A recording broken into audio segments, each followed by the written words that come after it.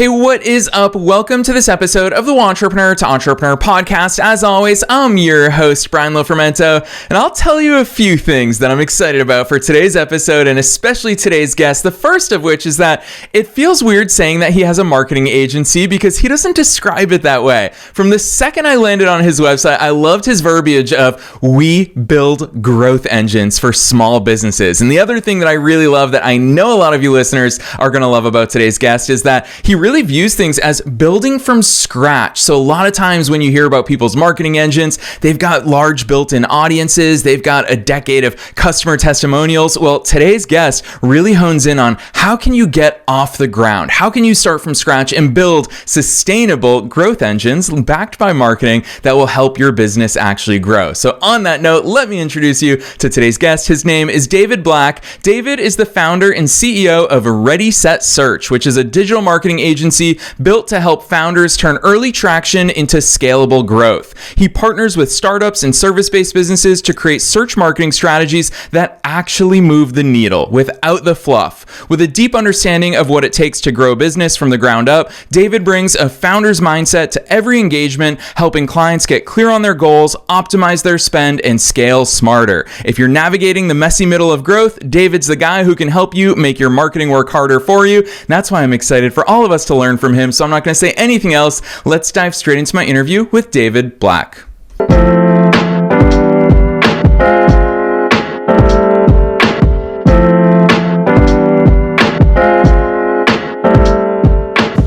All right, David, I am so very excited that you're here with us today. First things first, welcome to the show.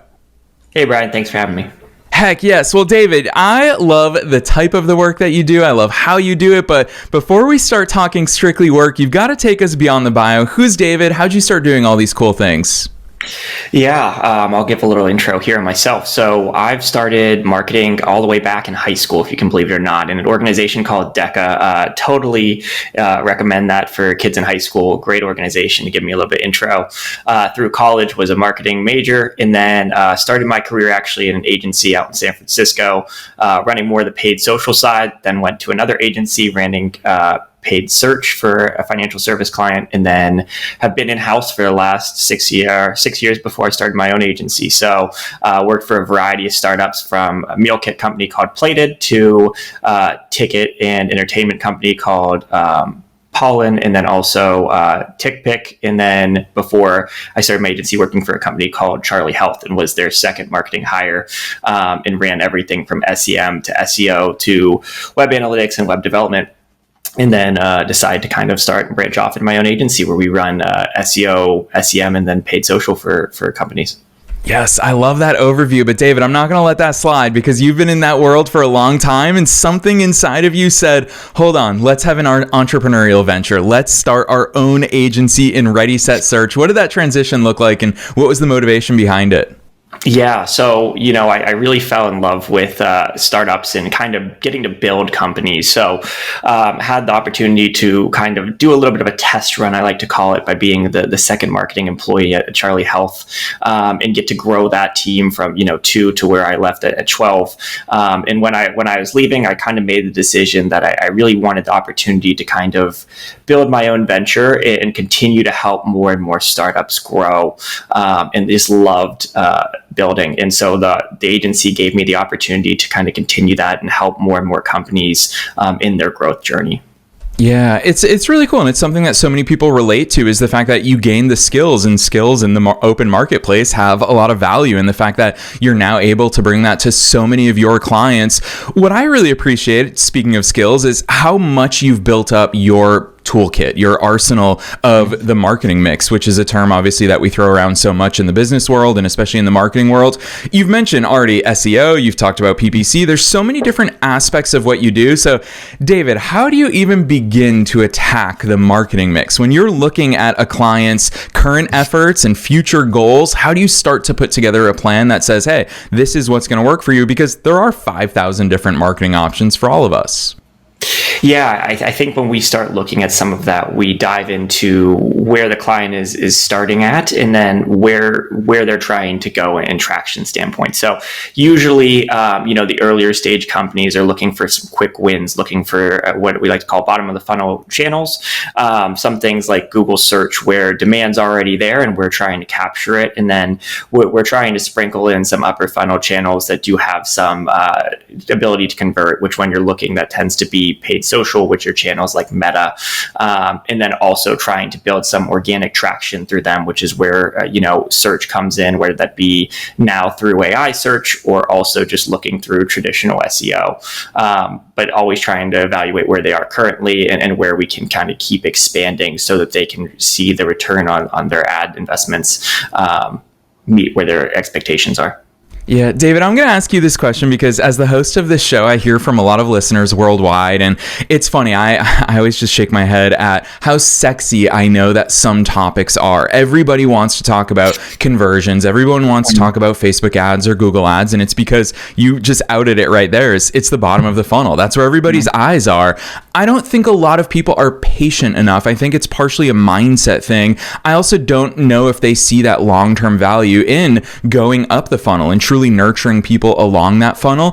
How do you walk your clients through that? Because we are an impatient society. Everyone wants those immediate conversions. But of course, when you do the things that you do, it is a blend of things that work quick, things that take a little bit longer, like SEO. So how do you help them navigate that mindset stuff? And is there other considerations that goes into it? Yeah, I think that's a great question. I think, there's a famous example. Gosh, I hope I'm quoting this right. I think it's Mercedes-Benz who said that, it takes 26 touch points before someone buys a Mercedes-Benz, right? So a lot of clients I work with do sometimes have higher end products. When you're at higher end products, you need to be available more than just that one touch point. So really what we're trying to do is get them started earlier on in the customer journey so that when users are looking, just at the starting point of their journey, whether that be a B2B service, whether that be, looking for a healthcare partner or whatever that may be, we're there at the beginning, and then they continue to kind of see us through. I'd like to say, with SEO specifically, it's a long-term investment that you're making for continual eyeballs that you're getting, right? So you're getting them at the top of funnel queries, and then we're going all the way down to the bottom funnel. And really, we're trying to say it kind of compounds like a financial institution, or your money in a financial institution, right? So the more you keep investing in SEO, the more that you can continually compound your wins and keep seeing more and more traffic and revenue. Yeah, David, one thing I really appreciate about your approach, I called it out at the very top of the episode, is that it doesn't seem like business size scares you, whether it's a business that already has a ton of traction or it's someone starting from the ground up. I'm curious how, if at all, that changes your mindset in the strategy that you put together, because a lot of people might feel like they don't have a built-in audience. And of course, that's one of the many problems that marketing can solve. How do you view businesses differently based on their business life cycle? Yeah, it's a huge question, right? Clearly the company that's just starting out doesn't have $20,000 to go and spend against, a month against some of these big giants, right? So really trying to maximize their dollars is as important for them as it is for me too, right? So where can we find the quick wins that can go and help them? Where are their competitors ignoring? Like I like to say, even though they're huge companies, there's still just tons of places that some of these huge companies, one, either don't serve, or two, just aren't really addressing properly. So that's where a lot of the SEO side can come in, or even the SEM side, where we see a niche that, our company handles a lot better. And we really like to hone in on that. And, maybe we only got a budget of 2,000 versus the competitors 20,000, but we're making that 20 to 2,000 really, really ironclad against that kind of consumer benefits that they offer that the bigger competitors maybe don't, or something that they're missing. Yeah, David, it's fun for me to have a conversation about SEO because I started my first business all the way back in 2008. I was 19 years old, and it was a soccer blog, which grew into a full-fledged media company, and we never spent $1 in ads. SEO was our exclusive method of attracting people to our website, which is crazy because we grew to 3.5 million visitors a month. However, David, I will publicly confess that SEO was very different back then. That was the days of white keyword stuffing and all of those things that you were able to do. do. And it's funny because people, even back in 2008, were constantly saying SEO is dying, SEO is dead. Every single time Google pushed an update along, I would imagine, I've been out of the game for a long time now, but I would imagine that people are still saying that SEO is dead. What's the state of the industry these days? And for listeners who haven't been inside the world of SEO, can you give them an overview about how these changes, one, are both constant, never ending, but two, how they just mean that things change over time? Yeah, I think that SEO is dead rumor happens every almost 2 months at this point, right? Now with the rise of AI search and what people are calling GEO, which is generative experience optimization, right? It's continuing to get there. I think what we're doing is changing. A lot of the foundations of SEO are still coming to be at play. What we're finding in a lot of AI engine optimization is really still honing down the foundations, whether that means you build technical expertise in your category and making sure you're the topic authority on the topics that you're going after, or what that specifically means, whether that means doing some of the technical markup to continue to do that. But I think that's, that rumor is continuing to be proven wrong. As you know, we're now seeing some sites are getting 145 times what they were from AI engines, according to Matthew Diggity, in the last 6 months. So, I think it's just a reframing of how we're looking at search and where people are going. SEO will always be a key component. Yeah, that said, David, I actually think you're the one in 1,200 plus episodes who's most directly going to inform and talk to listeners about that. Talk to us about GEO, because obviously it is changing the way that search is operating. I see it more and more with all of my searches on Google, how many more AI-based responses I'm getting. But what is it, and what should we as business owners be thinking about in those terms? Yeah. Generative engine optimization is really focusing in on how you can optimize for different AI engines. So that could be your chat GPTs. There's a bunch of others, whether that be Perplexity or Gemini's, which is Google's, or Llama, which is Meta's, or you're even optimizing for things like AI overviews, which when you're just doing still traditional searches, those are kind of those AI answers that you're seeing at the top of the Google results. So optimizing it, there's tons of different ways. Really defining a clear structure in your web pages is one key way that you're going to want to do it, making sure that you have your website set up to be crawled by AI engines. There's about 25. Noata has a great tool for you to use that can kind of do that for free to make sure that you are showing up when you want to for those pages. And then also just doing some more technical optimizations, where that means implementing schema markup so that all these engines can understand your site in a better way. But realistically, what our main goal is to try and get AI engines to understand your website and your business as a key expert in whatever your topic area is. Yeah, and how do we do that, David? I feel like so many podcasts touch on the goal of doing that without the necessary step-by-step execution. Where my head goes, and obviously we all see the world through our own lens of past experiences, my head goes to, does every business need a blog? Like, is blog content still the way? Talk to us about how we can start to do that. Yeah, it definitely depends per vertical. I mean, there's things that we can add, like in LLMS text files, which are somewhat becoming like the new sitemaps. And what they're doing is they're allowing AI engines to understand a little bit more about your site. Other things like adding schema markup, they've been traditional things that you want to add to your site regardless. They have good benefits in traditional search with helping you get enriched results. Things like the people also asks that you'll see commonly in Google search engine results pages, or if you're doing things also like you want to create content. Does everyone need a blog? I'd say, not everyone, but a lot of businesses will benefit from helping to answer some of those top funnel questions that users do have about their business. Also, creating comparison pages is very helpful so that users can understand where they're a better competitor, where they're better versus their competitors. So there's a lot of different opportunities there. Those are just a couple to name a few. Yeah, I'm going to inject this at this point in the conversation then, because my fear is that too many listeners will jump to that and say, all right, cool, I'll start a blog and it's all going to be AI generated content. Is that or is that not okay, David? How can we navigate using AI to help us create this content?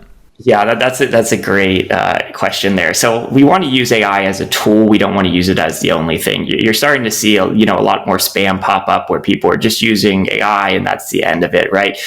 And that's not really adding anything to the web. So when you're trying to create blogs or you're trying to create pages, we're trying to focus on that value add. So where we could use AI for maybe outlines or some starting to try and gather some resources to make our article stronger, we don't want to just write AI content. We want to be able to have a good base on what's already out there in the marketplace, and then we want to be able to add our competitive advantage and add things that are unique that only our business can have. So whether that be expert quotes, statistics from our own internal research, or other facts in the matter like that. So that's definitely what we're trying to do in our articles.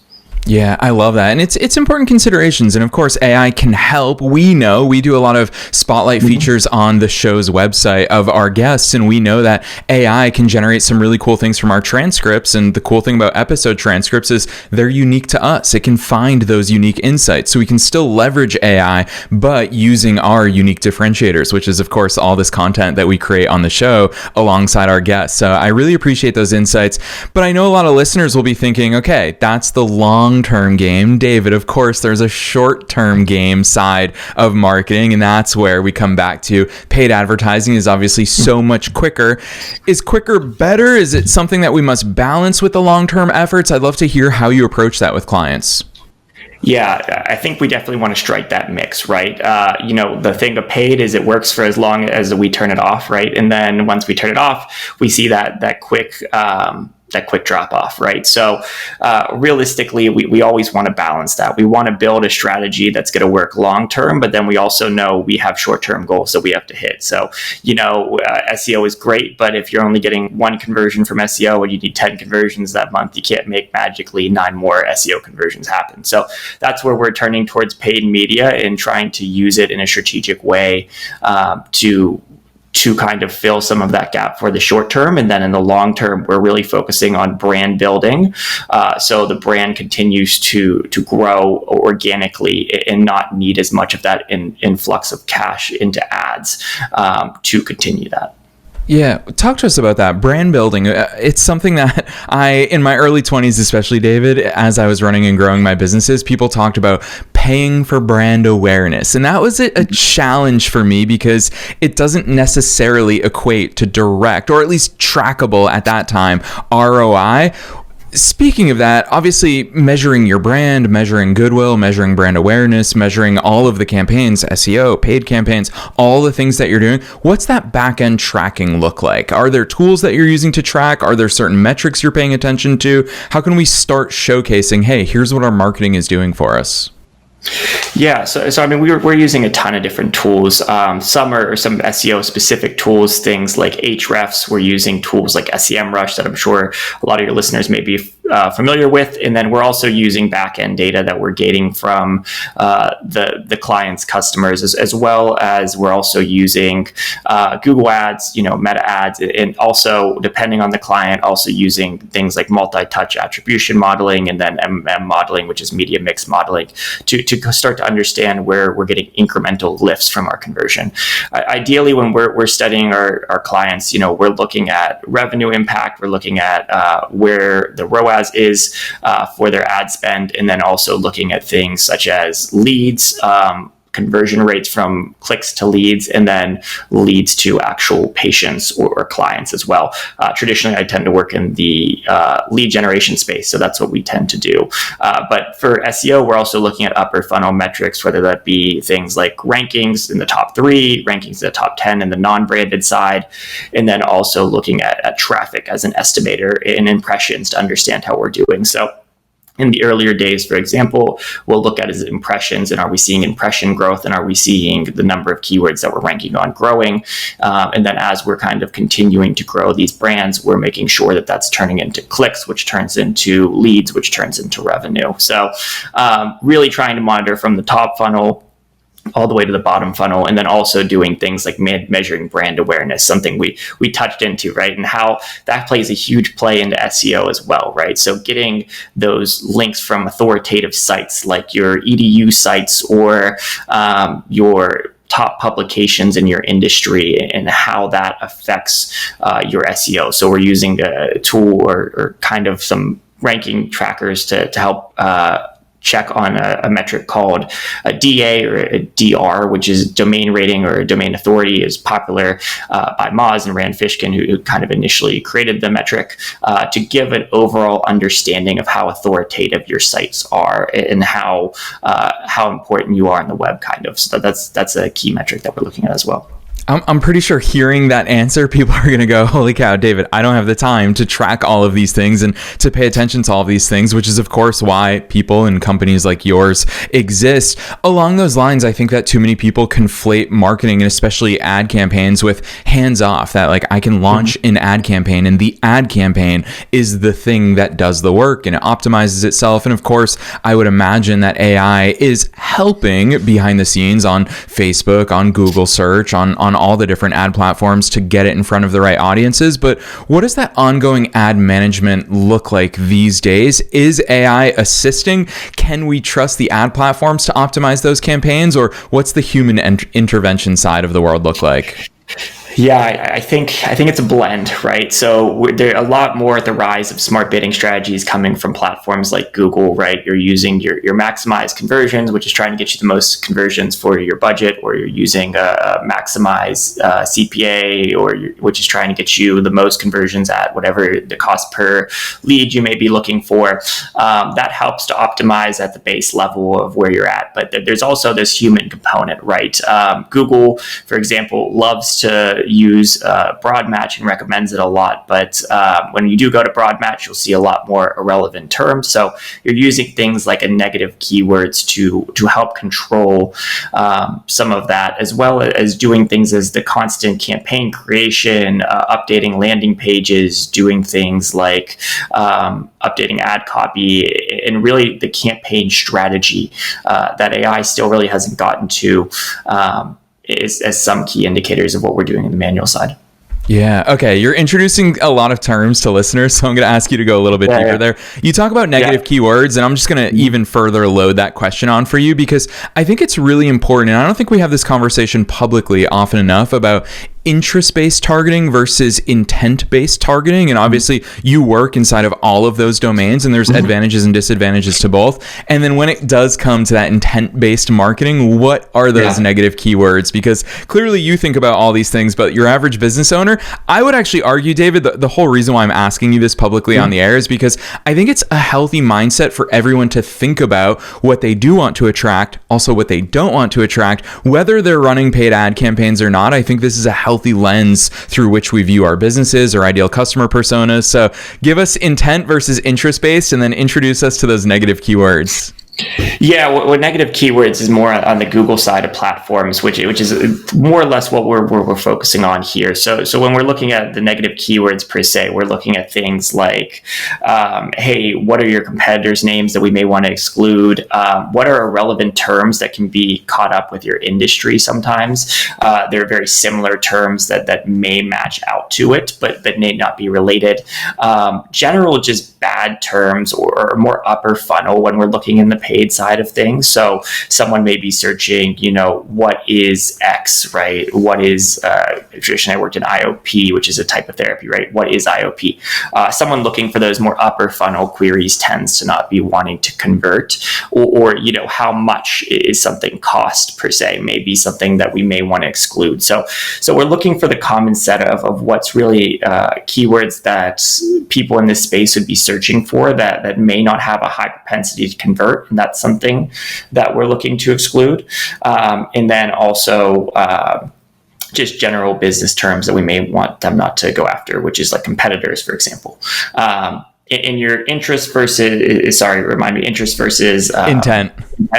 Yeah. So when you're looking at interest, you're looking more at things like, do these people want to do shopping? Are they interested in working out and fitness? Or in the intent side, we're more trying to understand, like I mentioned, is it upper funnel, is it middle funnel, or is it lower funnel? So the intent behind it is, are they in a transactional place? Are they more in a commercial place? Or are they more informational is where we're looking for as well.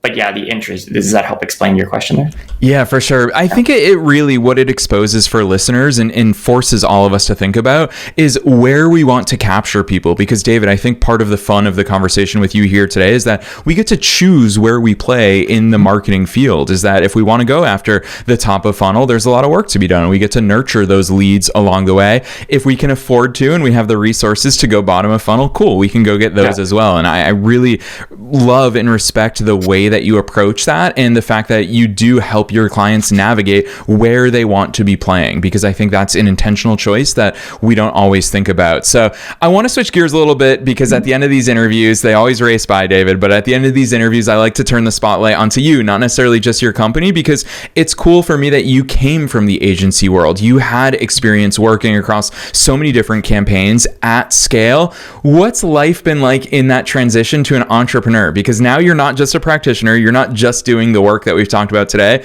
you're also running and growing your own business along the way. So how's that transition been?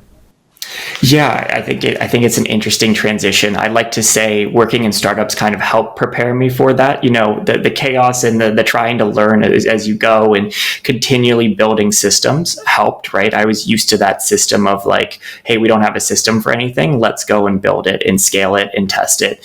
And when things don't work out properly, we go and readjust and figure out the new thing. So I think even though I didn't necessarily come from that entrepreneurship background, having that kind of start in startups helped me grow as an entrepreneur and kind of have a good starting point of realizing that this was going to be a lot of testing and learning and continual growth, and just learning a bunch of new business areas and finding experts that could help me in every aspect. Yeah, I love that answer. It's that hunger for knowledge, hunger for continual growth that really drives so many entrepreneurs. And it sounds like that's something that you still live inside of and lean into.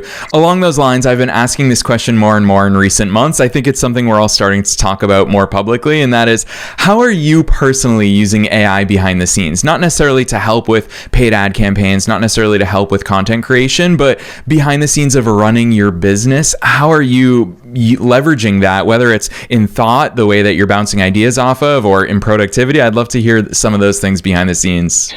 Yeah, I mean, we're using it in a ton of different capacities. I think, being an agency focused on trying to help optimize for AI engines, you have to understand the product really well. So we're using it for things like workflows to help speed up content workflows and also some of our offerings.